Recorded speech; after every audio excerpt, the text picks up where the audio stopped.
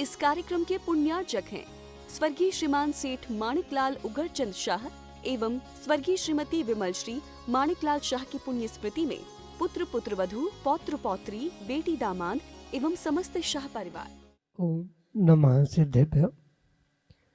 नमः श्रीवर्धमानाय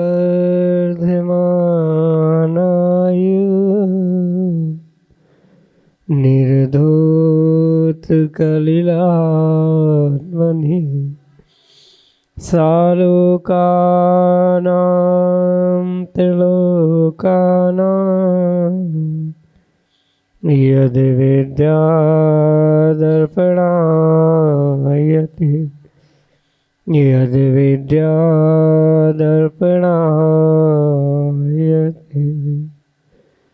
पंच परमेष्टि भगवान की परम पूज्य आचार्य भगवंत गुरुवर विशुद्ध सागर जी मुनि महाराज जी की परम पूज्य मुनि श्री सुप्रभ सागर जी महाराज जी की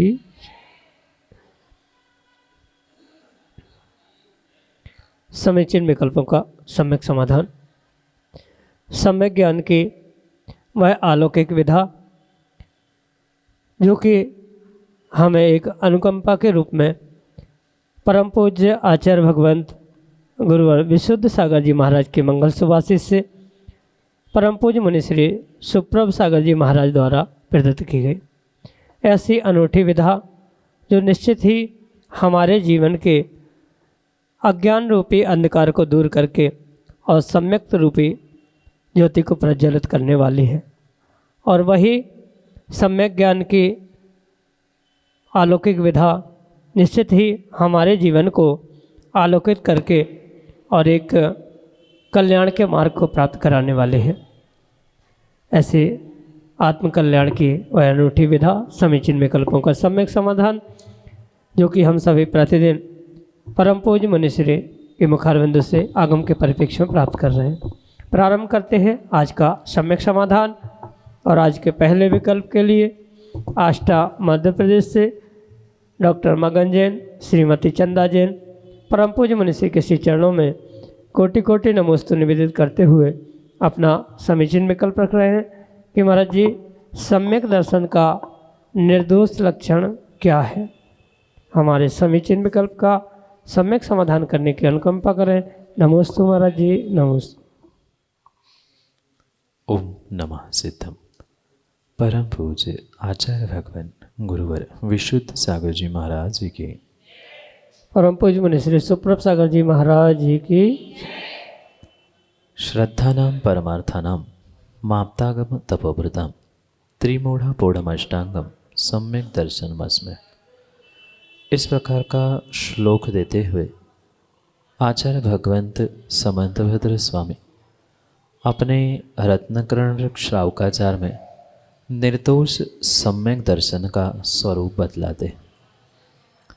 वहाँ आचार्य भगवंत कहते हैं कि श्रद्धानम परमार्थानम, परमार्थ से जो सच्चे देव, सच्चे शास्त्र और सच्चे गुरु के प्रति श्रद्धान है वही सम्यक दर्शन है। और उसी सम्यक दर्शन के साथ साथ जो आप्त आगम और तपोभृत के जो श्रद्धान में निर्दोषता लाने के लिए जो 25 दोष कहे हैं उन 25 दोषों से रहित होकर जो श्रद्धान है वास्तव में वही निर्दोष सम्यक दर्शन हुआ करता है। यानी कि 8 मद, 6 अनायतन और 3 मूढ़ता आदि जो 25 दोष उस सम्यक दर्शन के कहे गए हैं उन 25 दोषों से रहित जीव का जब सच्चे देवशास्त्र गुरु के प्रति श्रद्धान हुआ करता है वह निर्दोष सम्यक दर्शन का एक लक्षण कहा गया है। इस सम्यक दर्शन को अनेक अनुयोगों की अपेक्षा से और अनेक दृष्टियों से भिन्न भिन्न प्रकार से समझने की आवश्यकता है। आचार्यों ने ये भी लिखा है जो प्रशम, संवेग, अनुकंपा, आस्तिक इन 4 गुणों से युक्त होते हैं वास्तव में वही सम्यक दृष्टि जीव हुआ करते हैं। उनके लिए यही सम्यक का लक्षण का करणानियों की अपेक्षा से अगर हम निर्दोष सम्यक दर्शन को समझे तो 7 प्रकृतियों का क्षय होना ये निर्दोष क्षायिक सम्यक दर्शन का लक्षण कहा। उन्हीं का क्षयोक्षम जो सर्वघाती प्रत्यय है या स्पर्धक है उनका उदयाभावी क्षय, उन्हीं का सदवस्था रूप उपशम होना और साथ में जो देशघाती प्रकृतियां हैं उनका उदय होने से जो जीव के भाव वहाँ उत्पन्न हो रहे हैं श्रद्धान रूप सच्चे देवशास्त्र गुरु के प्रति, वही निर्दोष क्षयोक्षमिक सम्यक दर्शन है। इसलिए अनेक अनियोग अनेक अपेक्षाओं को समझते हुए वहाँ निर्दोष सम्यक दर्शन को समझने की आवश्यकता है। निर्दोष सम्यक दर्शन 25 दोषों से रहित होता है।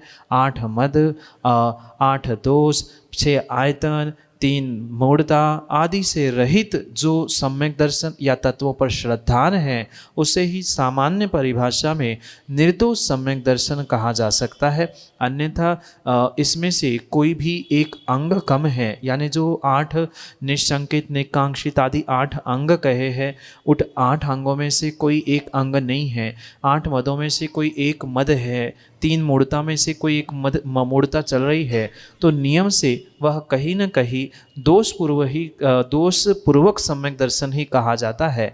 इसलिए ये निर्दोष सम्यक दर्शन का लक्षण इस अपेक्षा से समंतभद्र स्वामी की अपेक्षा से समझे और क्षायिक सम्यक दर्शन को सर्वथा सभी प्रकार से निर्दोष समझे, क्योंकि 7 प्रकृतियों का पूर्ण रूप से क्षय होने के निमित्त से सर्वश्रेष्ठ निर्दोषता अगर कही है तो वह क्षायिक सम्यक दर्शन में है। यही आपके लिए सम्यक समझ। भागचंद जैन, टीकमगढ़, मध्य प्रदेश से अगले समीचीन विकल्प के लिए। नमस्ते नमस्ते महाराज जी, नमस्ते महाराज जी। हमारा प्रश्न ये है, हेलो महाराज जी, हमारा प्रश्न ये है कि जैसे भारत जैन धर्म तो भारत वर्ष में है और जैन धर्म मतलब जो पंचम काल 21,000 वर्ष का है, अभी 2,500 वर्ष निकला है, 2,500 वर्ष, अभी 18,500 बाकी है। तो हमारा प्रश्न ये है महाराज कि एक तो 5-7 सप्ताह एकदम हावी हो गई है और एक कौम ऐसी है कि जो पूरे विश्व में फैली हुई है, तो फिर हमारा जैन धर्म कैसे बचेगा, सारे 18 वर्ष कैसे चलेगा? ये प्रश्न है। नमस्ते। पंचम काल के अंतिम सांसों तक ये जैन दर्शन जैन धर्म रहेगा, ये आगम प्रमाण से ही हमें समझने की आवश्यकता है। हाँ, ये परम सत्य है, जितनी उत्कृष्टता या जितनी निर्दोषता जैन धर्म के पालन में इस पंचम काल के प्रारंभ में थी, उतनी निर्दोषता किसी भी प्रकार से अंतिम श्वासों तक नहीं चलेगी। पर फिर भी सच्चे भावलिंगी मुनिराजों का होना, धर्म की क्रिया आदि आदि होना, ये आगम प्रमाण से ही हमें समझने की आवश्यकता है।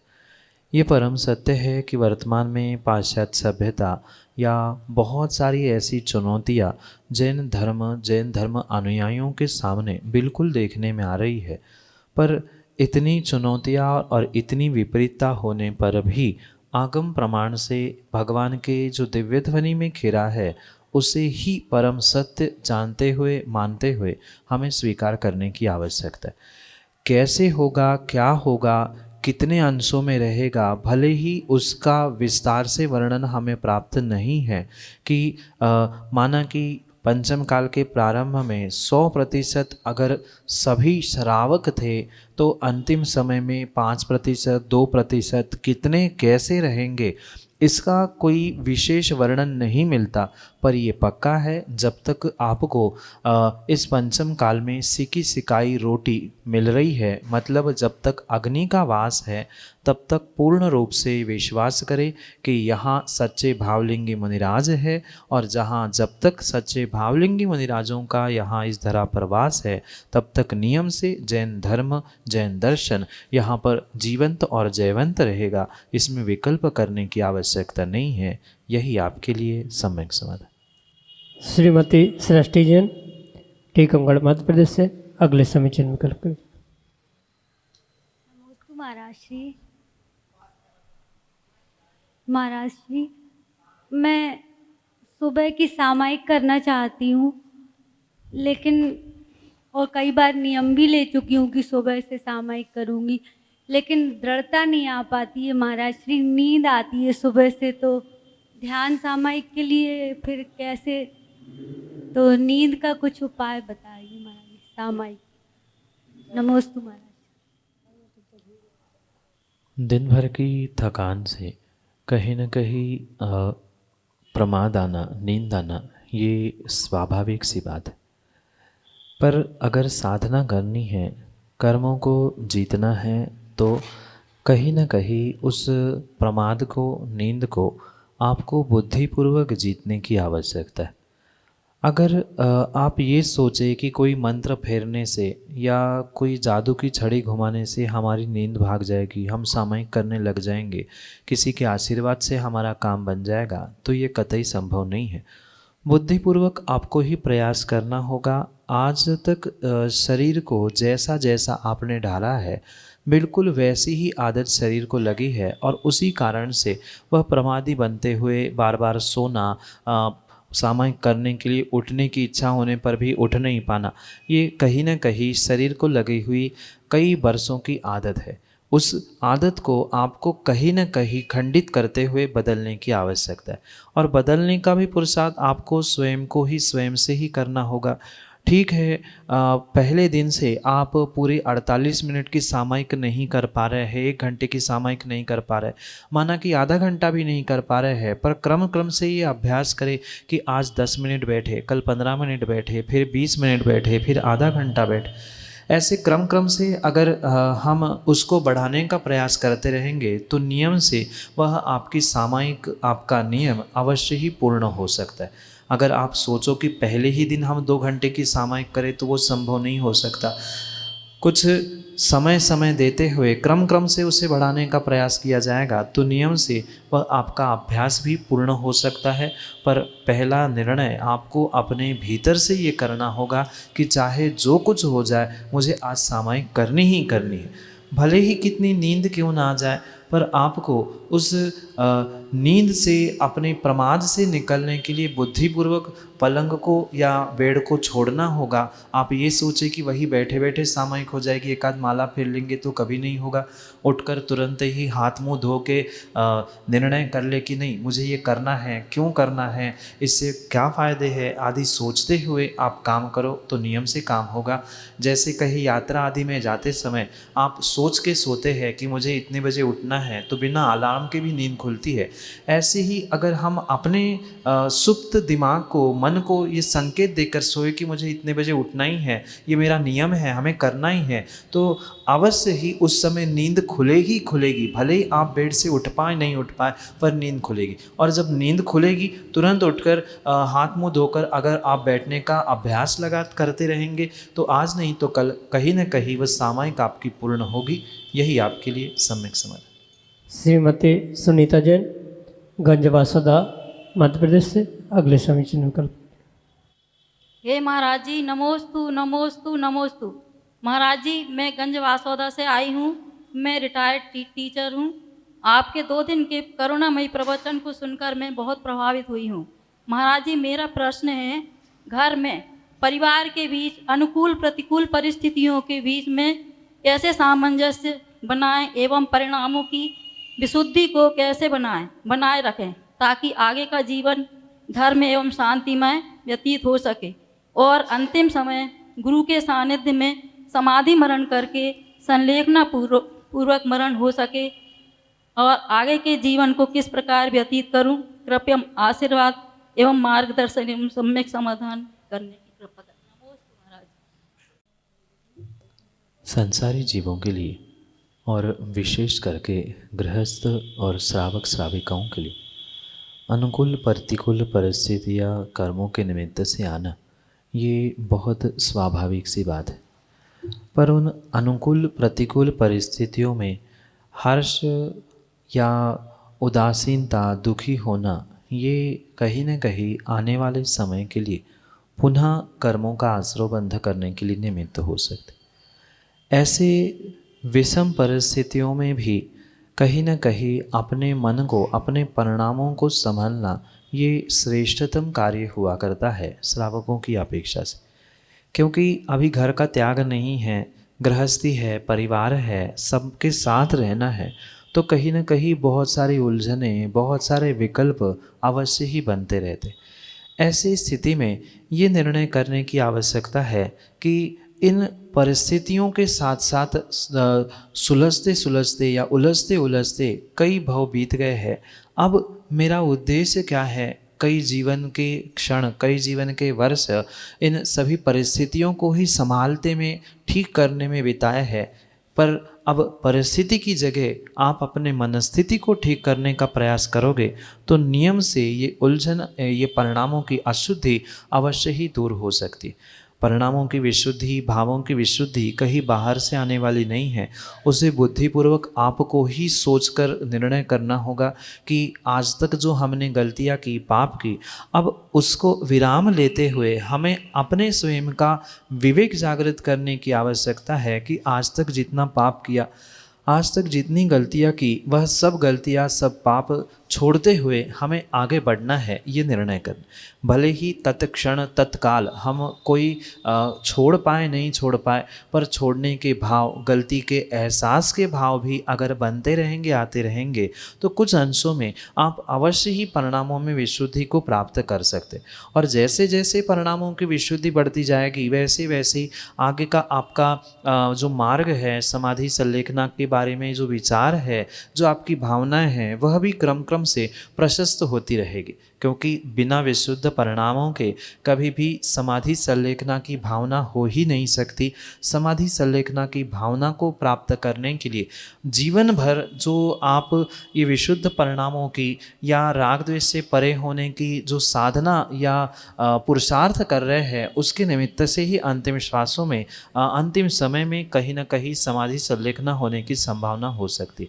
इसलिए प्रतिदिन प्रति समय पुरुषार्थ यही करें कि हम अपने परिणामों को संभालें और किस प्रकार से संभालें। क्योंकि घर गृहस्थी में रह के किस प्रकार से संभालना ये बहुत बड़ी चुनौती हो सकती है। ऐसे समय में समय समय पर स्वाध्याय करना, जिनेंद्र भगवान के जो उपदेश निर्ग्रंथ मुनिराजों को मुखारविंद से समय समय पे प्राप्त होते हैं, क्योंकि आजकल बहुत अच्छी टेक्नोलॉजी वर्तमान में है, टीवी, मोबाइल आदि आदि के माध्यम से आप घर बैठे भी बहुत सारे मुनिराजों के प्रवचन, देशना आदि सुन सकते हो। तो उनको सुनते हुए कई सारा समय जो अभी पापों में व्यतीत किया था, उसका बहुत अधिक समय इस श्रुत अध्ययन में, स्वाध्याय में, प्रवचन सुनने में अगर किया जाएगा तो उसको सुनते सुनते भी कुछ कुछ अंशों में, कुछ कुछ मिनटें, कुछ कुछ घंटे ही अगर आपके परिणाम विशुद्ध हो रहे हैं, तो नियम से आने वाले समय में आप अपने उस लक्ष्य तक, समाधि मरण संलेखना तक अवश्य ही पहुंच सकते हो। इसलिए श्रुत अभ्यास, जिसे स्वाध्याय, देशना सुनना, जिनवाणी सुनना आदि कहा जा सकता है, उसको और बढ़ाने का प्रयास करें। समय मिले तो सामायिक करने का प्रयास करें, समय मिले तो प्रतिक्रमण आदि करने का प्रयास करें। क्योंकि की गई आज तक की गलतियों के लिए प्रतिक्रमण, प्रायश्चित आदि के माध्यम से उसका प्रक्षालन भी किया जा सकता है। इन सभी निमित्तों से आप अपने परिणामों की विशुद्धि प्राप्त करते हुए अपने लक्ष्य तक पहुंचने का प्रयास करें। यही आपके लिए आशीष के साथ सम्यक समाधान। मुक्ति जैन, रामगढ़, टीकमगढ़, मध्य प्रदेश से अगले समीचीन में कल करें। नमोत्री व नमोस्तु। मुनिश्री, मेरा प्रश्न ये है कि जो स्टूडेंट अपनी स्टडी के लिए बाहर पढ़ने जाते हैं, वो अपने बिजी शेड्यूल में पढ़ाई के साथ साथ किस तरह धर्म का पालन कर सकते हैं? धर्म का पालन करने के लिए कोई लिमिटेड स्थान नहीं है। चाहे स्टूडेंट हो, चाहे श्रावक हो, चाहे आबाल वृद्ध कोई भी क्यों ना हो, धर्म की क्रिया वो जब जहाँ जैसे चाहे वैसे कर सकते। पर वर्तमान में धर्म की क्रियाओं को संकुचित सोच वाले जीवों ने बहुत संकुचित करके रखा है। कुछ जीवों का ये मानना है कि धर्म मंदिर में पहुंचकर ही किया जा सकता है। ऐसा किंचित भी नहीं है। धर्म का पालन, धर्म की क्रियाओं का पालन आप जब जहाँ जैसा चाहे उस अपनी अनुकूलता से कर सकते। ज़रूरी नहीं है कि मंदिर में पहुंचकर 2 घंटे भगवान की पूजा करने से ही आपका धर्म पूर्ण हो जाए। ज़रूरी नहीं है कि 4-5 घंटे स्वाध्याय करने से ही आपके धर्म का पालन पूर्ण हो जाए। आपको जैसा स्टडी टाइम में से उस बिजी शेड्यूल में से जो भी थोड़ा सा समय मिलता है, उतने समय में आप अपने स्वयं के लिए बहुत सारा धर्म और बहुत सारे विशुद्ध परिणाम पुण्य को भी प्राप्त कर सकते। जैसे कि पढ़ते पढ़ते आप बहुत एक ही विषय को लेकर या विषय को बदलते समय भी खूब समय बोर हो गए। अब क्या किया जाए, जैसे ही 5-10 मिनट आप मोबाइल में लगते हो, उतने ही 5-10 मिनट आपने एकाध भगवान की माला फेर ली, एकाध समय 10 मिनट का मिल रहा है, एकाध स्त्रोत पाठ कर लिया। जहाँ आप पढ़ रहे हैं वही बैठे बैठे भी कर लेंगे तो वहाँ आपका थोड़ा सा सब्जेक्ट चेंज भी हो गया, माइंड डाइवर्ट हो गया, वहाँ पुण्य का कार्य भी हो गया। इसलिए ये ज़रूरी नहीं है कि एक साथ 2 घंटे बैठकर ही आप बहुत सारा धर्म कर लेते हो या मंदिर में पहुंचकर ही हम कर सकते हैं। हाँ, बहुत अच्छी बात तो यही है कि प्रतिदिन स्टडी लाइफ में भगवान के दर्शन कर लेना, जितना संभव हो उतना अधिक से अधिक मंदिर आदि आयतनों में जाना। पर माना कि कभी कभार एग्ज़ाम टाइम में वह बिल्कुल भी संभव नहीं होता, तो ऐसे समय में भले ही हम प्रत्यक्ष मंदिर आदि नहीं पहुंच पा रहे हैं, गुरु के दर्शन नहीं कर पा रहे हैं, ग्रंथ खोलकर स्वाध्याय नहीं कर पा रहे हैं, तो कभी यूट्यूब खोल के कुछ जिनके प्रवचन हमें अच्छे लगते हैं या कुछ विशेष ऐसी बातें लगती है जिनके गुरु के प्रति हमारी विशेष श्रद्धा है, उनकी 4 पंक्ति भी सुन लो तो हमारा मन डाइवर्ट हो जाता है। जो एक बोरिंग उस पढ़ाई में होती रहती है कि वही सब्जेक्ट पढ़ते पढ़ते बोरियत सी हो जाती है, वो बोरियत भी दूर हो जाती है।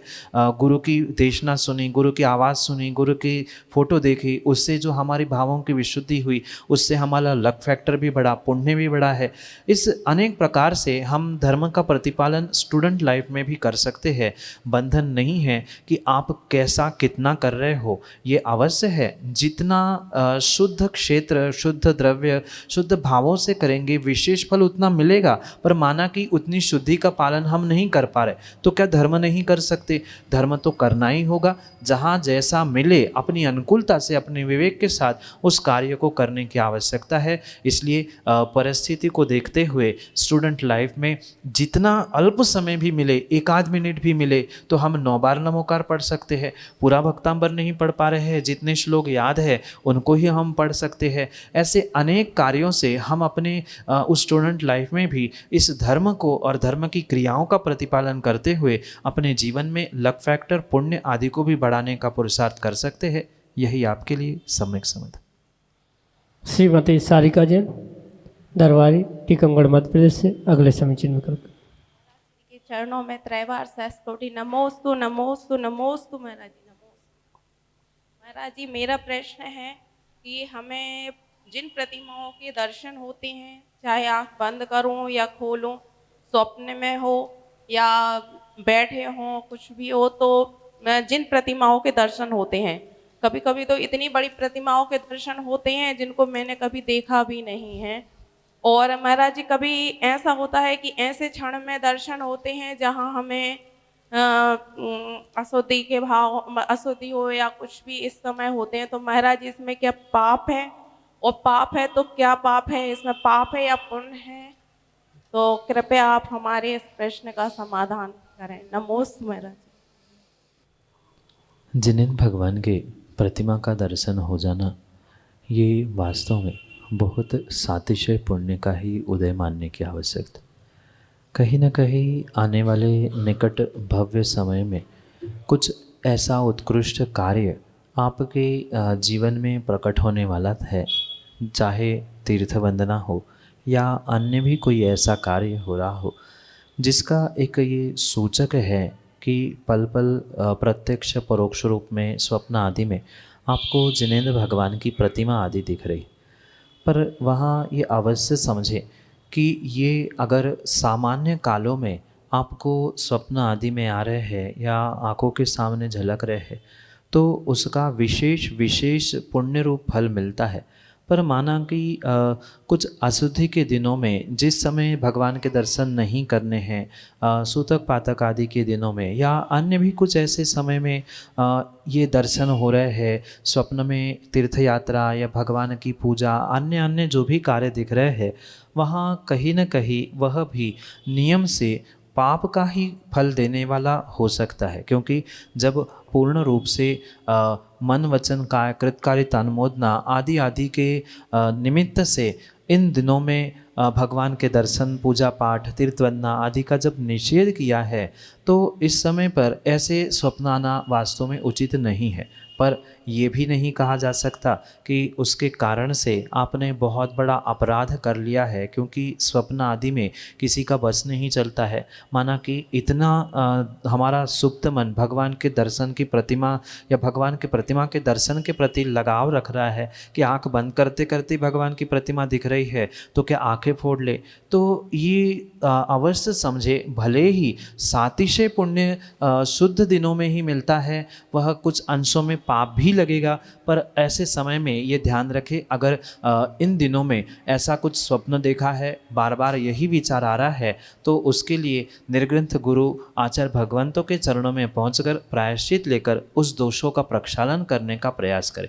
अन्यथा इनसे बचने का और कोई भी उपाय संभव ही नहीं है। इसलिए अन्य दिनों में देखा है तो वह श्रेष्ठतम है ही, पर अगर अन्य दिनों में अशुद्धि आदि के दिनों में देखने में आ रहा है तो उसके लिए गुरुजनों के पास पहुंचकर उसका प्रायश्चित लेकर उन दोषों का प्रक्षालन करने का प्रयास किया जाए, जिससे आप दोषों से भी बचें और जो अन्य पुण्य आपको प्राप्त हो रहा था उसका आपको पूर्ण रूप से फल भी प्राप्त हो। यही आपके लिए सम्यक समाधान।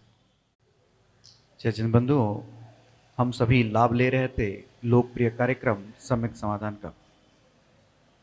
धर्मनगरी टीकमगढ़ में यह पड़ा हुआ है बानपुर के पंचकल्याणक के पूर्व। जी हाँ, बानपुर अतिशय क्षेत्रपाल जी में आने वाले 28 तारीख से 28 नवंबर से गजरत महोत्सव का आयोजन किया गया है। मोनिशी का विहार बानपुर की ओर निकलते हुए टीकमगढ़ नगरी में यह पड़ा, जहां अभी अभी अतिशय भक्तिपूर्ण कल्पद्रुम विधान का आयोजन हुआ था। और ऐसे टीकमगढ़ धर्म नगरी में आने वाले 21 तारीख को आचार्य भगवान गुरु अर्षि विशुद्ध स्वागत जी महाराज के दीक्षा दिवस का कार्यक्रम भी धर्म नगरी टीकमगढ़ के प्रांगण से होगा।